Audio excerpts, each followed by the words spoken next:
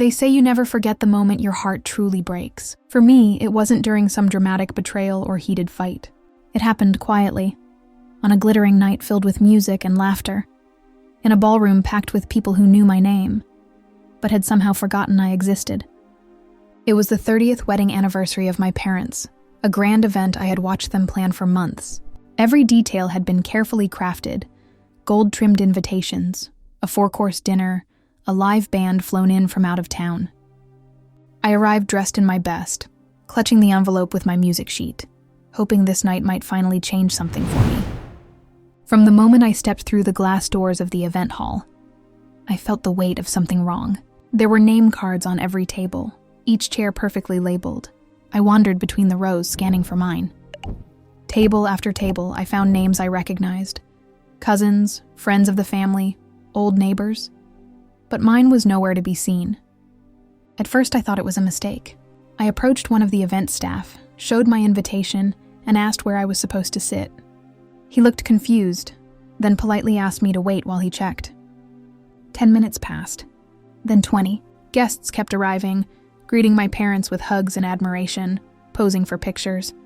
Still, I stood near the back wall alone. No one noticed me. My name was not on any table. Eventually, the staff member returned and awkwardly informed me there had been no assigned seat left under my name.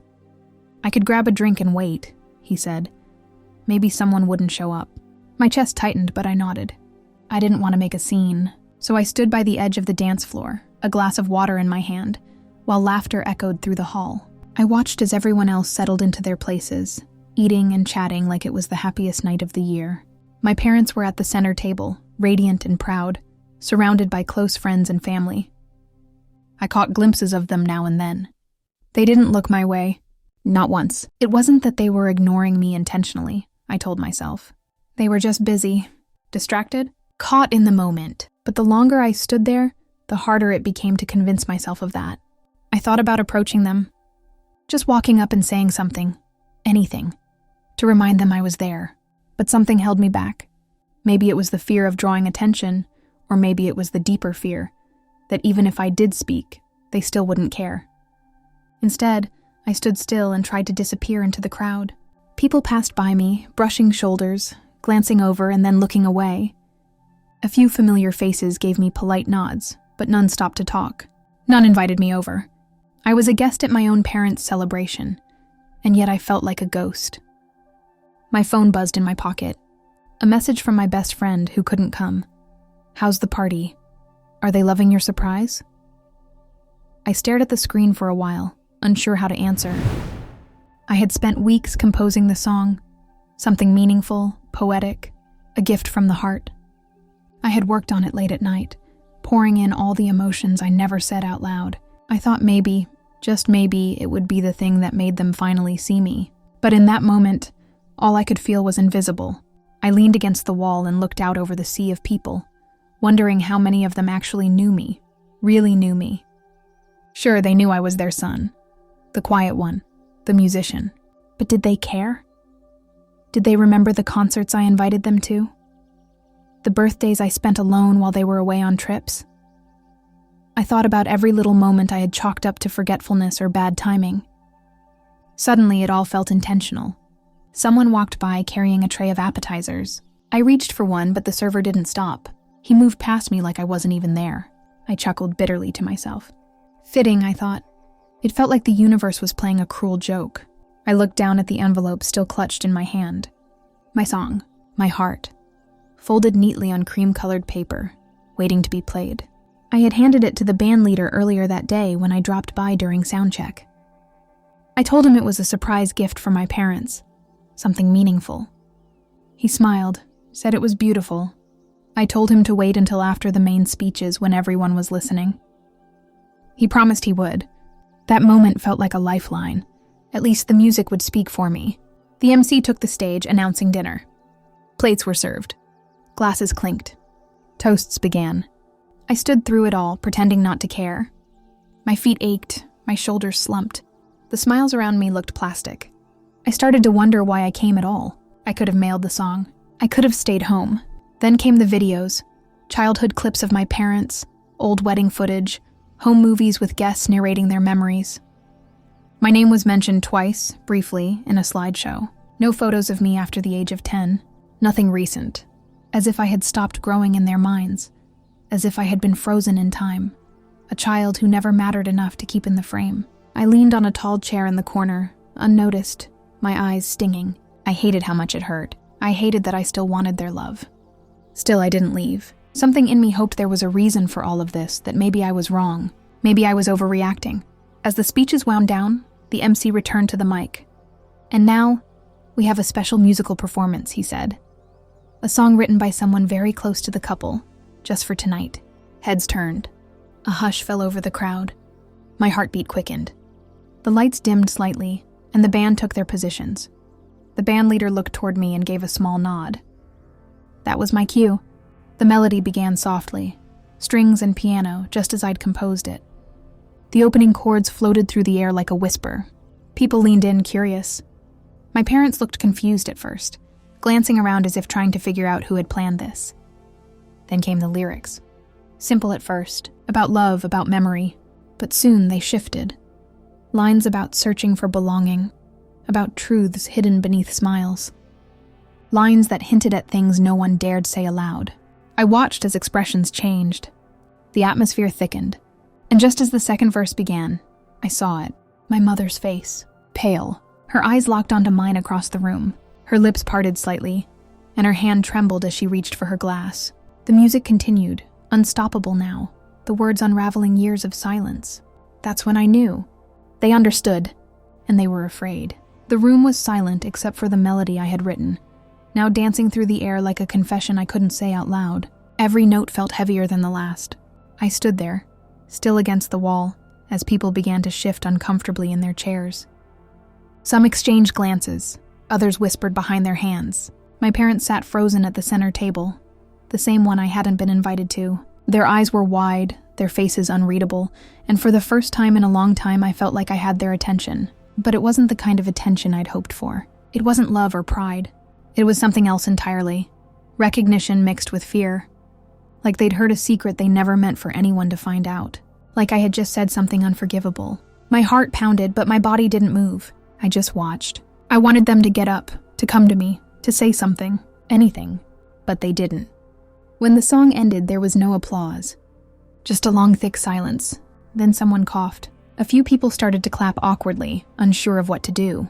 The band looked uncomfortable. The MC thanked them quickly and changed the subject, moving on as if nothing had happened. The mood had shifted, though. The warmth from before was gone. The glow of the golden anniversary had dimmed. And me, I was still standing, still waiting, still invisible. I slipped out of the ballroom needing air. Outside, the night was cool. I walked toward the garden, where fairy lights flickered like fireflies. I sat on a stone bench and let out a shaky breath. My fingers trembled. I felt like I'd just screamed in a church, like I'd torn open something sacred and shown everyone the mess inside. But wasn't that what they deserved? Wasn't that what I deserved? I stared at the fountain in the center of the garden. Water trickled steadily, calm and constant, like it didn't know anything had changed. I thought about the years I'd spent trying to please them, learning piano because they said it was elegant, winning competitions just to see them smile, writing songs I hoped they'd hear. But no matter what I did, I was always an afterthought, a shadow in the corner of their perfect family portrait. The worst part was how normal it had become. I had grown used to the feeling of being second, of being forgotten. Birthdays missed, recitals skipped, conversations that always drifted away from me. It was like I had existed just enough to be seen in photographs, but never fully present in their hearts. I thought I was being dramatic. I told myself everyone's family was like that. But tonight proved I wasn't crazy. The way they looked at me during the song, like I had said something they never wanted to hear, told me everything. It wasn't confusion. It was guilt. And it made sense suddenly. All the times I felt different. All the small, quiet moments when something didn't quite fit. The way relatives treated me like a guest, even after all these years. The way my parents dodged questions about when I was born. The family albums where pages skipped entire years of my life. I always knew something was off. I just didn't know what. I remembered a conversation I had overheard once, when I was 12. My mother was on the phone with someone. I couldn't hear much, just bits and pieces. But one thing stuck with me. She had said, We never told him. He doesn't need to know. He's happy. At the time, I thought she was talking about someone else. Now I wasn't so sure. I stayed in the garden for what felt like hours. No one came looking for me. Not my parents. Not my cousins. Not even a friend. The party continued inside, muffled by walls and distance, as if my revelation had never happened. As if the truth I'd poured into that song had dissolved into the air like smoke. Eventually, I went back in. I didn't want to, but I had nowhere else to go. The room felt colder now. I walked in slowly, scanning the tables. Eyes followed me, but no one spoke. It was like I had become a stranger overnight. Or maybe I always was, and they were just now seeing it. My parents were no longer at the center table. I spotted them near the back, speaking in hushed tones to a few relatives. When my mother caught sight of me, she looked away. I found an empty chair near the dessert table and sat down. No one stopped me. I picked at a slice of cake, barely tasting it. The band had resumed playing soft background music, but it wasn't mine. The magic was gone. The celebration was a performance now, and everyone was pretending the script hadn't changed. I noticed my father glancing at me from across the room. He started to walk toward me, then paused. Turned. Walked the other way. I laughed under my breath. It wasn't funny, but my body didn't know what else to do. I was done hoping for something better, done expecting them to say the right thing. All around me, people were still enjoying themselves, clinking glasses, snapping photos, dancing. It was as if I existed in a different dimension, a pocket of silence in a room full of noise. I checked my phone again. Still no messages. I thought about texting someone, anyone, but stopped myself. What would I even say? Hey, guess what? I just exposed my entire family at a party, and now I'm alone in a room full of people who wish I hadn't shown up. Instead, I opened the voice memo app and hit record. I needed to say something. Not to anyone else, but to myself. I'm not crazy, I whispered. I'm not overreacting. This happened. They forgot me. They always forget me. I saved the file. Maybe I'd listen to it later. Maybe not. But it felt good to hear my voice. To remind myself I was real. I sat there for a long time, feeling the weight of everything. The music. The silence. The secrets. And slowly the pieces started to connect. Not just the song. Not just the missing name card. Everything. My entire life. The way they kept me at a distance. The way they smiled without warmth. The way my mother cried during the second verse. Not because she was touched, but because she had been found out. I stood up and walked toward the back hallway. I knew where I needed to go. I needed answers. I needed truth. But most of all, I needed to hear it from them. Not in lyrics. Not through music. Face to face. I found them in a quiet hallway behind the ballroom, near the kitchen where staff bustled in and out with trays of leftover food. They were standing close together, speaking in hushed tones. My mother was clutching a napkin in her hand like it was a lifeline, while my father kept glancing toward the door as if waiting for someone to interrupt them. When they saw me walking toward them, their conversation stopped. The silence that fell between us wasn't new, but this time, it was filled with something heavy, something sharp. Guilt, fear, maybe even regret. My mother opened her mouth to speak, but I raised a hand. Not yet. I wasn't ready to hear whatever version of the truth they had practiced. I needed to say my part first. I stood in front of them, heart racing, breath uneven, and I asked the one question I'd never had the courage to say aloud before. Why didn't you ever tell me? They looked at each other. My father shifted uncomfortably. My mother lowered her eyes. For a long time, no one answered. The hallway buzzed faintly with the noise of the party just beyond the walls, like another world we no longer belonged to. I repeated the question, louder this time. Why did you keep it a secret? Finally, my mother whispered, We thought it was better for you. We didn't want you to feel different. That word, different, hit me like a slap. I laughed bitterly. I always felt different. I just didn't know why. I thought it was me. I thought I was broken. My voice cracked, but I didn't care. You let me grow up thinking I didn't belong. And you called that love? My father stepped forward, his voice low and tired. It wasn't like that. We loved you. We still do. I stared at him. Then why did I spend tonight standing while everyone else had a seat? Neither of them answered. I could see it in their eyes. They hadn't even realized. That was the worst part. It hadn't been intentional. I just hadn't mattered enough to notice. I stepped back, suddenly exhausted. My whole life had been shaped by a truth kept in shadows, and they had let me stumble around in the dark, like it was for my own good. I pulled out my phone and opened the voice memo I had recorded earlier. I played it for them. My own voice echoed softly through the hallway. I'm not crazy. I'm not overreacting. This happened. They forgot me. They always forget me. When it ended, I looked at them. That's how I feel. Every day. My mother was crying now. Quietly. The napkin crushed in her fist. My father looked like he wanted to fix it, but didn't know how. We thought we were protecting you, he said. You were protecting yourselves, I replied. You didn't want to deal with the questions. You didn't want people to look at you differently. You raised me in a lie because it was easier for you. I turned to leave, but my mother reached out, gently touching my arm. The song, it was beautiful. Painful but beautiful. You said everything we couldn't. I pulled away. It wasn't for you. It was for me. It was the only way I could speak. As I walked back toward the ballroom, I thought about how that song had come to be. It hadn't started as a confession.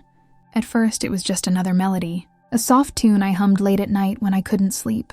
But the more I played it, the more it began to shape itself into something else, something deeper. Words started forming, questions I never dared to ask, lines that haunted me. I had never planned to perform it. But a few weeks before the anniversary, I saw the guest list on my father's desk. I wasn't on it. That's when I knew. I wasn't just being dramatic. I wasn't imagining things. They had truly left me out. That night, I sat at my piano until dawn, pouring everything into that composition. My anger, my sadness, my confusion, my truth. I remember crying as I wrote the second verse. That was the part that hinted at the adoption. I didn't know for sure then, but something in me had always wondered. The lines came naturally, like my heart had been waiting years to say them. I rehearsed the song in secret. I recorded myself singing it and played it back until I hated the sound of my own voice. I debated deleting it. I thought about writing something else, something safer. But I couldn't. This song was the only thing that felt real. When I handed it to the band leader, I told him not to change a single note. He asked me what kind of mood I was going for. I said, truthful. He didn't ask more, just nodded and tucked the envelope into his case. Back inside the ballroom, the atmosphere had shifted again. People were more reserved now. The champagne buzz had worn off. Eyes avoided mine. Whispers followed me like shadows. I didn't care anymore. I had nothing to lose. I walked straight to the stage.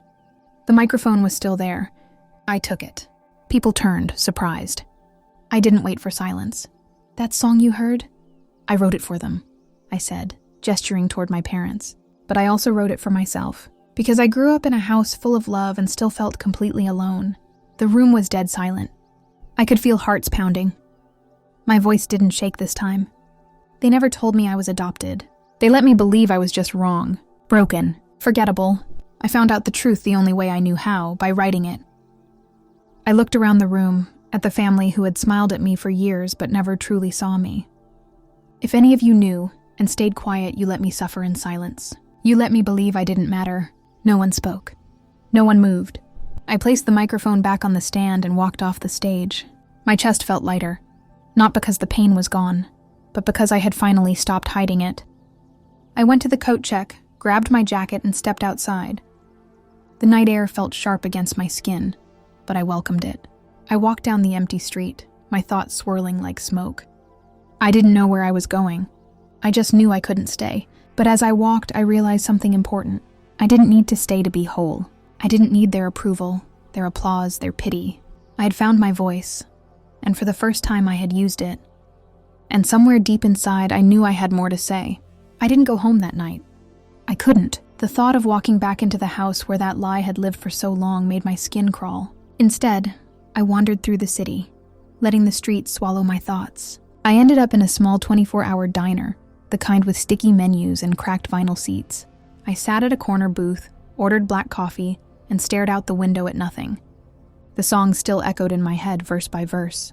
I kept replaying the look on their faces as the words hit them. Shock, panic, guilt, as if I had stolen their secret and set it on fire for everyone to see. Around 3 a.m., I pulled out my notebook, the same one I used when I wrote the song, and began scribbling.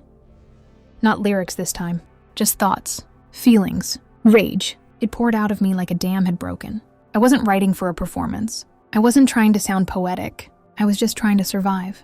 I needed something to hold on to, and these pages were all I had. The next morning, I checked into a cheap hotel. I didn't even call to tell anyone where I was. I didn't want their concern, or worse, their explanations. I needed space. Silence. Time to process everything. I kept my phone off for 2 days. When I finally turned it on, there were over 50 messages. My mother had sent 10. My father, just 2. The rest were from relatives, some worried, some apologetic, some just confused.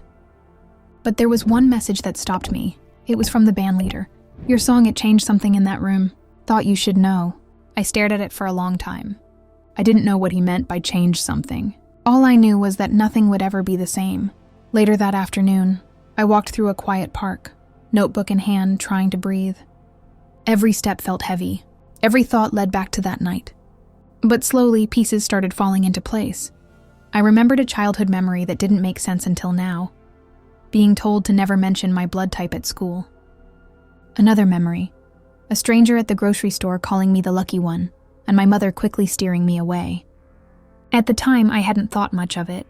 Now it all screamed the truth I'd been too young to hear. That night, I got a call from an unknown number.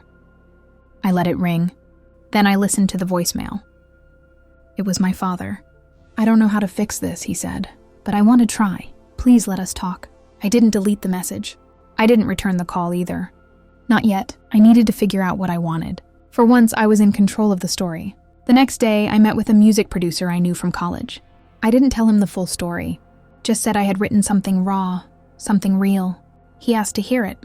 I played a rough version on the studio piano. By the time I finished, he was silent for a full minute. "This," he said finally, "this is the kind of music that rips people open." He asked if I wanted to record it. I nodded. For the first time, the idea didn't terrify me. It felt like the right step, like maybe the pain could become something bigger than me. Recording the song wasn't easy. Every take dragged up emotion. I cried between sessions. I rewrote a few lines to make them sharper, more honest. The bridge, especially, became more brutal. A direct address to my parents, wrapped in metaphor and melody. I didn't hold back. I couldn't. When the final track was done, the producer played it through the speakers. I closed my eyes and listened. My voice sounded older, like it belonged to someone who had been through something. And maybe it did. We released the song quietly under a pseudonym. No press, no announcement. Just a link. I shared it once on a private account with no caption. Within a week, it had been shared thousands of times. People started commenting. "This feels like my life. I've never felt so seen." I cried in the first verse. Strangers were connecting to my pain in ways I hadn't expected. It was terrifying and beautiful. I wasn't alone anymore. Then something happened that I hadn't planned. A major streaming platform added the song to a curated playlist. Suddenly, it was everywhere. I got calls from managers, messages from labels, but more than that, I got letters, actual letters, from people thanking me for saying what they never could. One letter stood out. It was from a woman in her 60s. She wrote, "I gave up my son for adoption when I was very young. I've never forgiven myself. Your song helped me cry for the first time in decades. I wept reading it. I realized then that this wasn't just my story. It was a wound shared by many, hidden, silent, aching. And in the middle of that storm, I got another voicemail, this time from my mother. I listened to your song again. I finally heard it. All of it. I'm so sorry we let you feel so unloved. We were scared. We didn't know how to be honest. But that doesn't excuse anything. I didn't know what to feel. Part of me wanted to scream. Another part just wanted to hold her and cry. I didn't respond right away. Instead, I started working on another song. This one wasn't for them. It wasn't even about them. It was for me. About finding your voice. About choosing truth over comfort. About stepping out of the shadows and demanding to be seen. Music had always been my escape. Now it was my weapon. My shield. My voice. I still hadn't spoken to my parents directly, but they kept trying. Letters. Emails. More calls. I started to read them slowly. Some were full of excuses. Others felt genuine. I couldn't tell yet if I was ready to forgive, but I knew I wanted answers. Real ones. One night, while sitting at the edge of my hotel bed, I made a decision. I would see them. Not at their house. Not at the family table. Somewhere neutral. Somewhere quiet. Somewhere I could leave if I needed to. I called them. "Let's meet," I said, "but this time you listen." The silence on the other end was brief. Then came a soft, trembling, "Okay." And that's when I knew the next part of this story was about to begin. We met at a small cafe on the edge of town, the kind with chipped mugs and soft jazz playing in the background. I chose it because it was far away from everything familiar. No memories tied to this place. No ghosts lurking in corners. Just a table by the window, 3 chairs, and the weight of decades about to be unpacked. I got there early. I ordered tea. I didn't drink it. My hands shook the entire time, even though I told myself I was ready. They arrived 10 minutes late. My father looked thinner. My mother wore sunglasses, even though we were inside. She took them off as she sat down, revealing red-rimmed eyes. Neither of them spoke right away. The silence was heavy, almost unbearable. I let it stretch. I wanted them to feel what I had felt for years. Unacknowledged, overlooked, floating in space with no one reaching out. Finally, my father cleared his throat. "Thank you for meeting us." I nodded. That was all he would get until I heard what I came for. My mother reached into her purse and pulled out a small, worn envelope. "We should have told you this years ago," she said. "You deserved the truth." I stared at the envelope. It looked like it had been opened and closed 100 times. My name was written on the front in faded ink. I didn't reach for it. "Start talking," I said quietly. She looked at my father, then back at me. Her voice trembled. "You were born in a hospital upstate. Your biological mother was 17. She didn't want to give you up, but her parents forced her to. We were on a waiting list for adoption. When we saw you, we knew you were ours." My heartbeat quickened. The image of this girl, this teenager, haunted me instantly. I tried to picture her face, but all I could see was my own, younger and lost. "Did you ever meet her?" I asked. My father nodded. "Once. Briefly. She wanted to know who was taking you. She didn't want a closed adoption, but the agency pushed for it. We agreed to send yearly updates. We never did."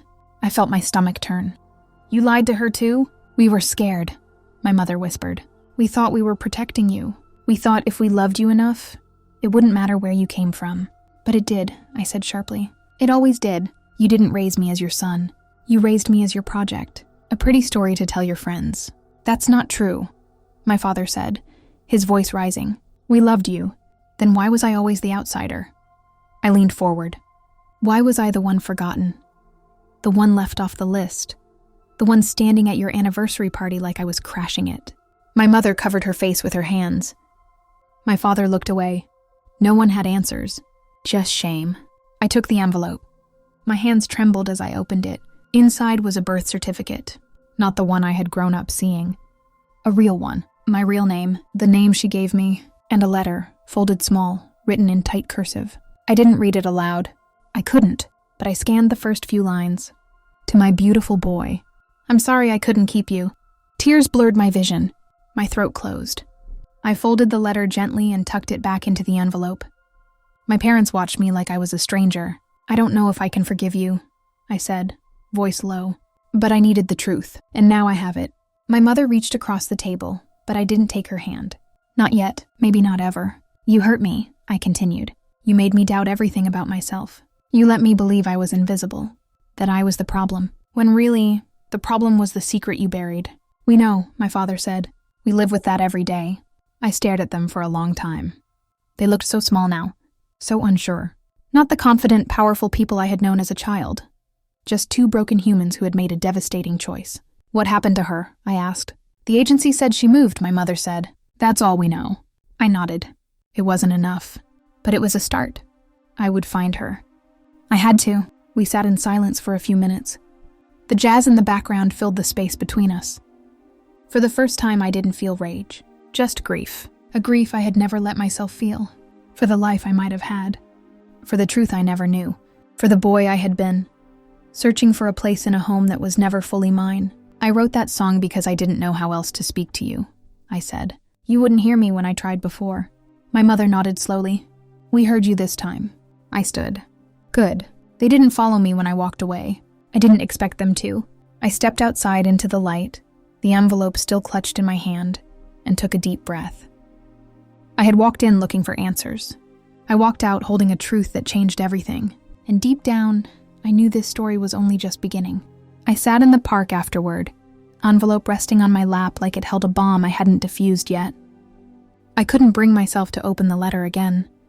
Just knowing it existed, knowing someone out there once held me, named me, loved me enough to write to me, was already overwhelming. I traced the edge of the paper with my thumb, imagining her handwriting, her voice, her face. Somewhere out there, my real mother was living her life. Did she wonder about me? Did she regret giving me up? Did she know the people she trusted with me had lied? The questions spun endlessly, too loud to quiet, too painful to fully face. I stayed on that bench for hours, watching the world move around me. Parents walked past with strollers laughing. A group of teenagers tossed a frisbee across the grass. And there I was, alone with a name I'd never heard before and a past I never asked for. That night I couldn't sleep. I sat on the hotel floor, notebook open, and tried to write. But the words wouldn't come. Not like before. My hands shook. My mind kept going back to their faces at the cafe. The shame, the fear, and underneath it all, something I hadn't noticed before. Sadness. Not the kind born of being caught, but the kind that comes from knowing you've hurt someone you truly love. Maybe they did love me. Maybe they were just too afraid to love me honestly. The next morning I called my father. "I want to talk," I said. Alone. We met at a lake where he used to take me fishing as a kid. I didn't remember those trips fondly. He was always distracted, always on his phone. But now, as we sat on the weathered bench by the water, he left his phone in the car. For the first time in years, he looked me in the eye without flinching. "I failed you," he said before I could say a word. "Not just with the secret, with everything." I nodded slowly. "Yeah, you did." He took a deep breath. I was scared to be a father. I thought if we just acted like everything was normal, it would become true. That the lie would become our life. But it wasn't your life, I said. It was mine. I had to live in the silence. I had to carry the weight of being almost loved. "I did love you," he said, his voice cracking. "I do. I just didn't know how to show it." I looked out over the lake, watching the wind ripple across the surface. "Do you know what it feels like to be the only one without a chair at your parents' celebration?" He winced. "We didn't mean—" "You didn't think," I interrupted. "And that's the problem. You've been living your lives without thinking about me." "Not really. Not as a person with feelings and questions and needs." He fell silent. I pulled the envelope from my bag and held it up. This means everything to me, because it's the first time someone told me the truth." He stared at it like it might bite him. "I should have given that to you years ago." "Yeah," I said. "You should have." I didn't cry.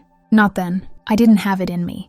I was too tired, too hollowed out by years of quiet pain. But I felt something shift in me. Not forgiveness. Not yet, but space. Space to maybe begin again. We sat there for a long time, not speaking, just breathing in the stillness.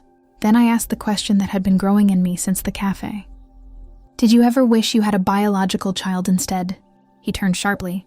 "No, never." "You hesitated." "I didn't," he said quickly. "I hesitated because the question hurt, not because of the answer. I never wished for anyone else." I studied his face. For the first time, I believed him. Later that day, my mother called again. I ignored it. I wasn't ready for her yet. With my father, it had always been distance. With her, it had been performance. She cried beautifully, hugged publicly, smiled warmly, but it was always thin, like a veil over something colder. I needed time to separate the act from the truth. I went back to the hotel and finally opened the letter. "To my beautiful boy, I'm sorry I couldn't keep you. I wanted to. I fought for you, but the world wasn't kind to girls like me. I hope you're safe. I hope you're loved. I hope you grow up to do something amazing. And if one day you find this, know that I never stopped thinking about you. Not once." I clutched the paper to my chest and cried. For her, for me, for the years lost in silence. I didn't know her name. I didn't know where she lived, but I knew she had loved me, and that was more than I'd ever felt before. That night, I sat at the piano in the hotel's empty lounge. My fingers hovered over the keys. Then I began to play. Not the old song. A new one with space, with breath, with ache and light. A song not for them, not even for her. A song for me. And as the melody filled the quiet room, I realized that this conversation with myself, was the one I had needed all along. The next week passed in fragments. Morning light through dusty blinds. Coffee cups left half full. My phone buzzing with names I still couldn't face. I took walks through unfamiliar streets, headphones in, but no music playing. I didn't need sound. My own thoughts were loud enough. An orchestra of grief, anger, and something new blooming between them. Clarity. I had been waiting my whole life for my parents to see me. And now that they finally did, I had to decide what to do with that recognition, whether to accept it or walk away. I went back to my childhood home. Not to stay, just to collect a few things. My guitar, some notebooks, the old photo frame I had tucked under my bed when I was 13, the one that never quite felt honest. The house was empty when I arrived. My parents had left a note. "Take what you need. We're here if you want to talk. No pressure." That was new. The absence of pressure, the absence of pretending. I moved slowly through the rooms. Each one felt smaller than I remembered. The living room where I used to perform my earliest songs on a toy keyboard. The hallway where school portraits hung. Mine always slightly off-center, crooked, like someone had rushed to include it. The kitchen where birthdays passed with polite smiles and distracted eyes. In my old bedroom, I found a box labeled his music. I didn't remember putting it there. Inside were printed programs from old recitals, ticket stubs, CD copies of early recordings. Every performance they never attended. Every moment I thought they didn't care. I stared at it, stunned. Maybe they had cared quietly. Maybe their love had been buried under fear and silence. But still, it had never reached me. I took the box. I couldn't ignore what it meant, but I also couldn't let it rewrite history. Back at the hotel, I sat on the bed and listened to my recorded song again. Not the live version from the party, but the polished studio one. It hit differently now. Not harder, not softer, just clearer. The pain was still there, but so was the power. I had created something beautiful out of something unbearable. That mattered. I got a message from my producer. "Labels are asking questions. Are you ready to talk?" I stared at the screen. My whole life I wanted people to listen. Now they were. But I didn't want to be a headline. I didn't want to be someone's tragic inspiration. I wanted to tell the truth, on my terms. I messaged back. "I'll do the interview, but I tell the story. My way." Days later, I sat in a studio again. Not to sing, to speak. A podcast host had invited me to share the story behind the song that had gone viral. "Let's talk about the song they never expected," she said, microphone blinking between us. "What made you write it?" I took a breath. I wrote it because I didn't have a voice growing up. Because the people who raised me left out the most important part of who I am. I wrote it because music was the only way I could say what I needed to say. "And what happened after?" "They heard me," I said. Finally, the interview aired the next day. It wasn't dramatic, just honest. People wrote in again. More messages, more letters. Some painful, some healing. People told me I'd spoken a truth they'd buried, that they felt seen, that they felt brave enough to speak now too. And then, one day, I got a message that made my hands go numb. "I think I'm your birth mother." It was simple. Direct. Attached was a photo. A young woman holding a baby. Me. There was no doubt. My face. Her arms. Her eyes. My eyes. I stared at it for hours. I didn't respond right away. I let the truth settle. Then I did something I hadn't done in weeks. I called my mother, the one who raised me. She answered on the first ring. "Hello?" I got a message, I said. From her. Silence. "Can I tell you about it?" More silence. Then a soft, shaking voice. "Yes, please." And for the first time, we spoke. Not about secrets, not about guilt. About the person who made me possible. About the space between love and fear. About what it means to raise a child you didn't birth. What it means to be family. Messy, imperfect, real. Weeks passed. I met her. My birth mother. Her name was Anna. She had lived just 2 towns over for years. She cried when she saw me. I cried too. She told me about the day I was born. About how she sang to me in the hospital. About the ache that never left her after she said goodbye. We talked for hours. My parents, my adoptive parents, met her too. It wasn't easy. But it wasn't war. Just people trying to untangle the knots of a shared past. Now, I live in a small apartment filled with sunlight and sound. My music career is just starting. My story is out there. But I hold it carefully. I don't perform for approval anymore. I perform for connection. And sometimes I still play the song. Not to relive the pain, but to remember that even when I was invisible, my voice was always there, waiting to be heard. And now it finally is. If you made it this far, thank you for listening to my story. It wasn't easy to share, but it was necessary. Sometimes the deepest pain leads us to the most honest version of ourselves.